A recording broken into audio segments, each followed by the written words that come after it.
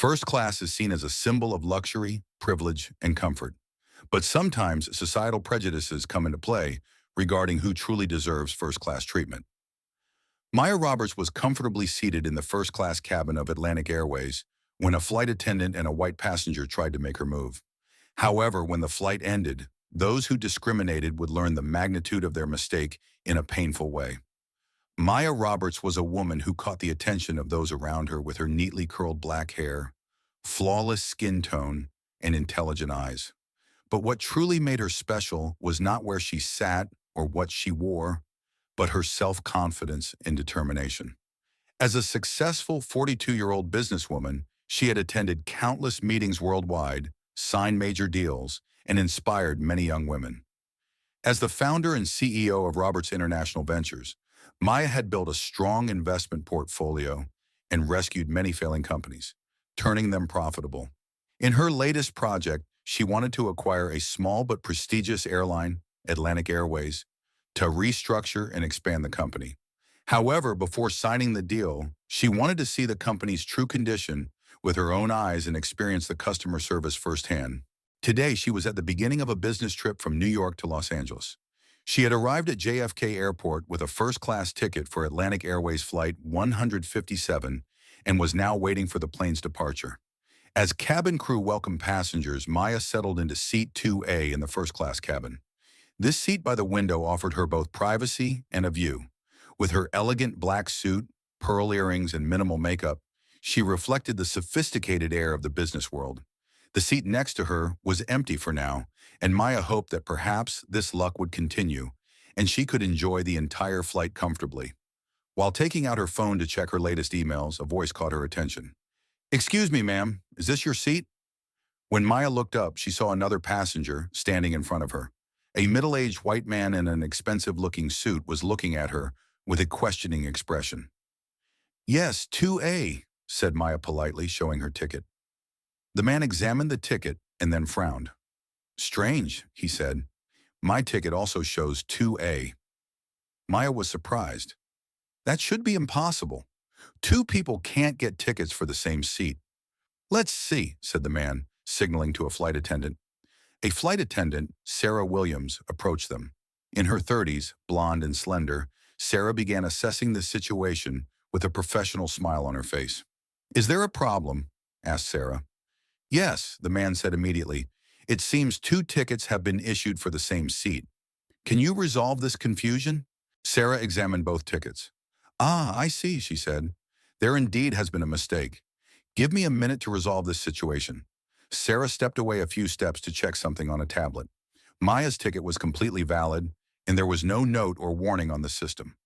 Similarly, Samuel Wilson's ticket was also valid. The system had given both of them the same seat. It must have been a software error.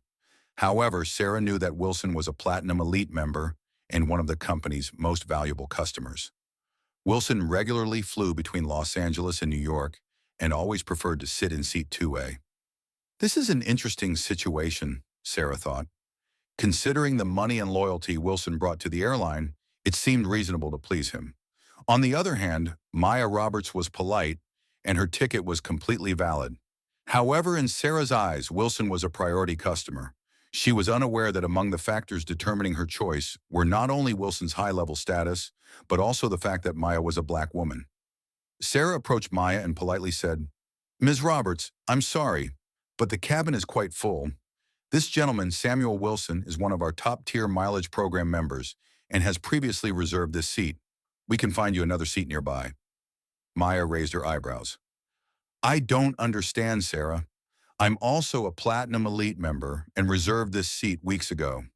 How can two people make reservations for the same seat?" Sarah blushed slightly.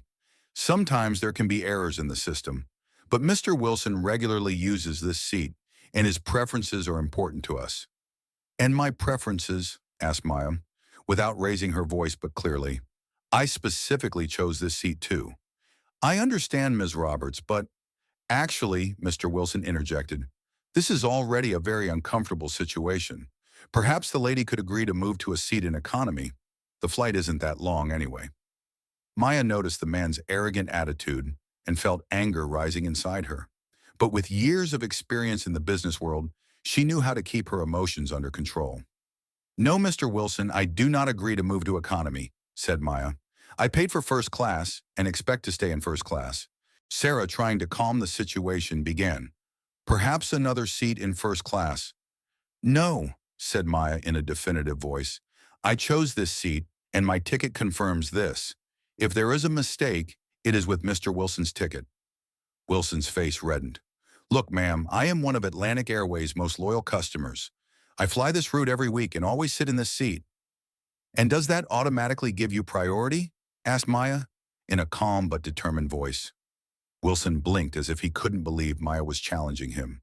Throughout his life, he had enjoyed certain privileges based on his position and status and was not accustomed to having them questioned. Sarah, sensing the situation was becoming tense, intervened. "Ms. Roberts, perhaps we can upgrade you on your next flight or provide extra mileage points. But right now, considering Mr. Wilson's status and loyalty." His status and loyalty? Maya was now truly surprised. "I'm also a Platinum Elite member and specifically chose this seat. Why is his status more important than mine?" Sarah hesitated for a moment. She knew the answer to the question, but didn't want to say it out loud. Deep down, she knew that Wilson being male and white caused her to automatically view him as a more valuable customer. This was an unconscious bias. Sarah didn't see herself as racist or discriminatory, but deeply rooted structural prejudices in society influenced her decisions. "Ms. Roberts, please understand. Sometimes we encounter such situations and try to find the best solution. The best solution is to treat every passenger fairly," said Maya. "And right now, I feel I'm not being treated fairly." At this point, some passengers had begun to overhear the conversation. Several people turned to look. Some whispered. Wilson appeared uncomfortable, but at the same time seemed pleased with this attention. He usually got what he wanted in such situations and didn't expect this time to be different. "We're keeping everyone waiting," said Wilson impatiently. "Perhaps if the lady weren't so insistent about the seat, we would have already departed." With this comment, Maya felt her anger rising even more. But she maintained her professionalism. Throughout her life, anger, control, and patience had been her strongest qualities. As a black woman in the business world, she knew very well that showing emotions often led to being labeled as aggressive or emotional. "Mr. Wilson," said Maya, "I bought this seat, paid for it, and am currently sitting in it. If you also claim to own the same seat, that's a problem for the airline to solve, not me." Sarah noticed another cabin crew member approaching her.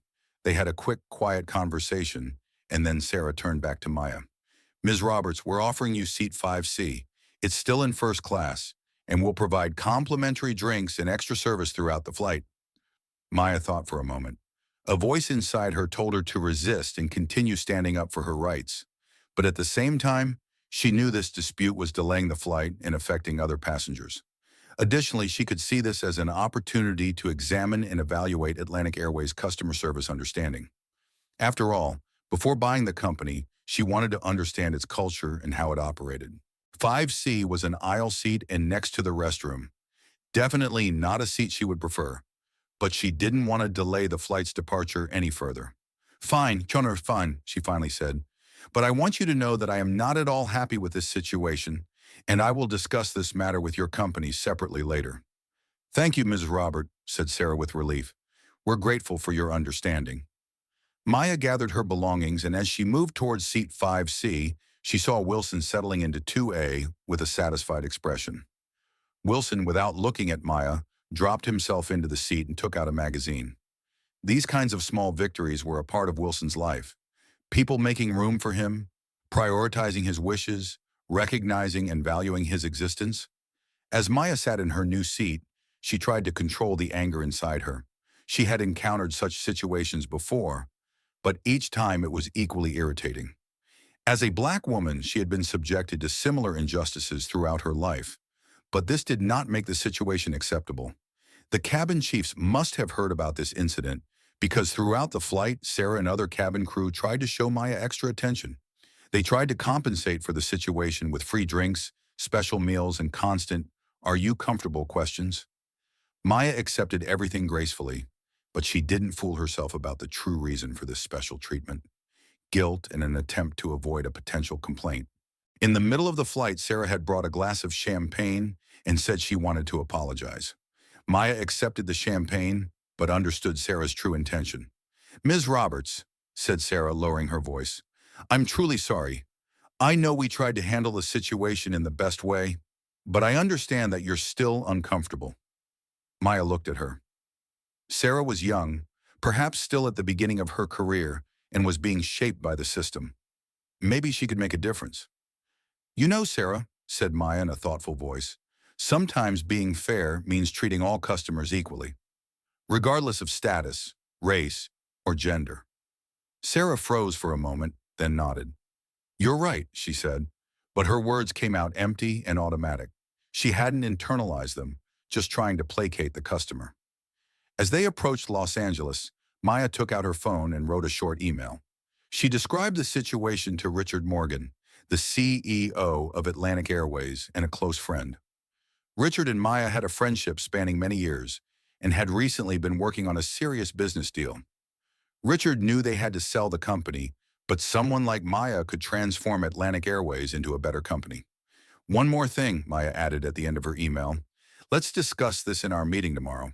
I think we'll need to make some changes to the airline's culture." When the plane landed at Los Angeles Airport, passengers began to stand and gather their belongings. Maya also stood and picked up her bag. As she moved toward the cabin door, she noticed Wilson heading in the same direction. At the door, James Peterson, the Los Angeles branch manager of Atlantic Airways, and several top executives were waiting. "Ms. Roberts," called Peterson as soon as he saw Maya. "Welcome. I hope your flight was comfortable." Maya smiled.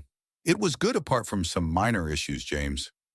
Meanwhile, Wilson had also approached the door, and thinking this welcome was for him, smiled slightly. Wilson was accustomed to being recognized and receiving special attention. However, Peterson wasn't even looking at him. All his attention was on Maya. "Ms. Roberts, your car is waiting for you, and Mr. Morgan wanted me to relay that the meeting will begin tomorrow at 9 a.m., said Peterson. Wilson paused and began to listen carefully. Sarah was also standing near the plane door, watching with curiosity. Both were slowly beginning to understand that Maya was not an ordinary passenger. "Thank you, James," said Maya. "Tell Richard that all documents for the acquisition of Atlantic Airways are ready. We'll discuss the final details tomorrow." Peterson nodded. "Of course, Ms. Roberts. As our new CEO, it's a great honor to have you here." The expression on Wilson's face changed instantly. He looked at Maya with a mixture of shock and disbelief. New CEO? Acquisition deal? Who was this woman? And how had she made him move from his seat?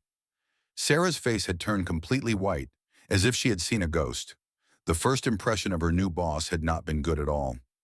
Maya looked at Wilson and then at Sarah. "Mr. Wilson, I hope you enjoyed seat 2A, she said in a calm voice. "And Sarah, don't worry. Atlantic Airways' new policy will be to treat every passenger fairly and respectfully, regardless of who they are." Before Wilson could say anything, Sarah stepped forward. "Ms. Roberts, I'm truly very sorry. If you had known, you would have acted differently," said Maya, completing Sarah's sentence. "But that's the real issue, isn't it? None of us can know who a person is, what they've accomplished, or what they can do beforehand. That's why showing equal respect to everyone is not just the right thing, but also a smart business strategy." Sarah bowed her head, both from shame and fear. She was worried that Maya would fire her. Wilson was still in shock. This woman had not indicated in any way who she was during the seat dispute. She hadn't expected special treatment. She had only asked to be treated fairly. Peterson, noticing the situation, immediately intervened. "Ms. Roberts, your car is this way. If you'll excuse me." As Maya followed Peterson, she turned back one last time to look at Wilson and Sarah. Both stood frozen in shock. Perhaps this experience had been an important lesson for them. A week later, all employees of Atlantic Airways received an email. The company's new CEO, Maya Roberts, was initiating a major cultural change. From now on, all passengers would be treated equally and respectfully, regardless of their status, race, or gender. And the first concrete example of this new policy was mandatory bias training for cabin crew. Sarah Williams was in the first group of these trainings. Her experience with Maya had been a wake-up call for her. Maya had chosen to use her as a tool for change rather than firing her. Now Sarah was telling her story to other cabin crew members and explaining how damaging biases could be. "I saw Maya Roberts just as another passenger," said Sarah to her colleagues in the training room. "But she was the boss of my boss. And more importantly, she was a human being and didn't deserve the treatment I gave her. No one does." Sarah's story left a deep impact among other cabin crew members. Often people don't recognize their own biases, but Sarah's honest and open narrative gave them an opportunity to question their behaviors and decisions.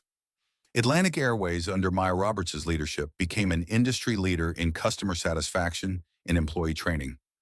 Company policies were reviewed, diversity and inclusion training became mandatory, and protocols were established to ensure equal treatment for all customers. Along with this, the company's profitability and market value also began to increase. Maya's vision was not just ethical, but also sound from a business perspective. And perhaps most importantly, the company was now recognized not just as a profit-oriented airline, but also as an institution exemplifying equality and respect. Maya Roberts' story became an example that shook traditional understandings of power and privilege. Because sometimes true power doesn't lie in sitting in a seat, but in knowing what's right and having the courage to act accordingly. If this story moved you, don't forget to subscribe to our channel, turn on notifications, and stay with us for more inspiring stories. Thank you, and I'll see you in the next video.